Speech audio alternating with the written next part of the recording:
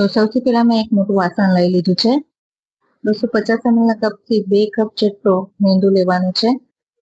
1 teaspoon baking powder, half teaspoon baking soda, 1/8 teaspoon નમક. તો અહીં હું મિક્સી જારમાં 2 કેળાને ક્રશ કરી લઈશ. કેળા ક્રશ થઈ ગયા છે. તો 1 કપ મેં અહીં ગુળનો પાવડર લીધો છે. તમે ખાંડનો પણ યુઝ કરી શકો છો. તો જાર નાનું પડ્યું છે તો મેં મોટા જારમાં શિફ્ટ કરી દીધું છે. અડધો કપ નોર્મલ પાણી છે અને અડધો કપ જેટલું તેલ છે. અહીં પ્રોસેસ ઝડપથી થઈ જાય તેના માટે કરીને મેં મિક્સી જારમાં જ બધું એડ કરી દીધું છે.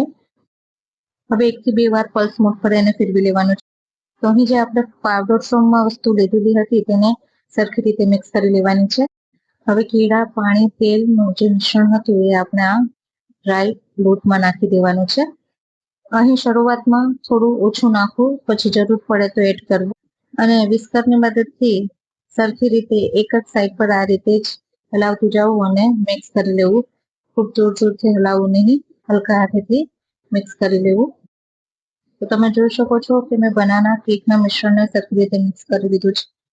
હવે તેમાં હું વેનીલા એસેન્સ નાખીશ. અહીંયા 1 ટીસ્પૂન જેટલું નાખી દેવાનું અને ફરીથી તેને હલકા હાથે મિક્સ કરી દેવાનું. તો અત્યારે આપણું જે બનાના કેકનું મિશ્રણ છે એ તૈયાર થઈ ગયું છે. તમે ઈચ્છો તો તૂટી ફૂટી અથવા ડ્રાય ફ્રૂટ, નટ્સ નાખી શકો છો, પણ મેં નથી નાખ્યા. તો અહીં મેં 12 કપ વાળી સ્ક્વેર ટ્રે લીધી છે. તેને ઓઇલથી ગ્રીસ કરી લેવાનું છે. તો અત્યારે મેં આ ચમચો લીધો છે, તેની મદદથી હું આ બધા જ ખાલી જે કપ છે એ ભરી દઈશ. તમે પાઇપિંગ બેગની પણ મદદ લઈ શકો છો અથવા જે આઈસ્ક્રીમ સ્કૂપ આવે છે તેની પણ મદદથી આ કરી શકો છો.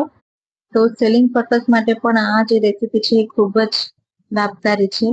જો તમે સેલિંગ કરવા માંગતા હોય તો આ 2 દિવસ સારી રહે છે. તો આ રેસીપીને જરૂર ટ્રાય કરજો. તો આ જ રીતે હું આખી ટ્રેમાં જે કપ છે તે ભરી લઈશ. તો અહીં તમે જોઈ શકો છો કે મેં 12 કપ ભરી દીધા છે. તો આ બનાના કપ્સને હું 180 ડિગ્રી પર ઓટીજીમાં બેક કરવાની છું. 30 થી 35 મિનિટ માટે બેક કરી લેવાનું છે. પણ મેં પહેલા હીટ કરેલું હતું 10 મિનિટ માટે, ત્યાર પછી તેને બેક કરવા મૂકવું. તો મેં અહીં ઓટીજીનું જે ટાઈમર છે ઓન કરી દીધું છે. આને બેક થવા દઈએ. તો આ એટલી મોટી ટ્રે છે એ ગેસ પર ન રહી શકે તેના માટે કરીને મેં ઓટીજીનો ઉપયોગ કર્યો છે. તો અહીં આપણા જે કપ બનાના કપ છે એ તૈયાર છે. તો આ કેળાથી બનેલા છે એટલે હાથમાં થોડા ચોટશે. ખૂબ જ સરસ બનાના કેક બનીને તૈયાર છે. આ તમે બાળકોને ટિફિનમાં પણ આપી શકો છો અને નાસ્તામાં પણ આપી શકો છો. ખૂબ જ હેલ્ધી અને સારી રેસીપી છે. તો કેવી લાગી તમને આ રેસીપી? જો તમને ઈટ હેલ્ધીની રેસીપી પસંદ આવતી હોય તો મારા ચેનલને લાઈક કરજો, શેર કરજો, કમેન્ટ કરજો, હાઈપ કરજો અને સબસ્ક્રાઇબ કરવાનું ન ભૂલતા. Thank you for watching my videos.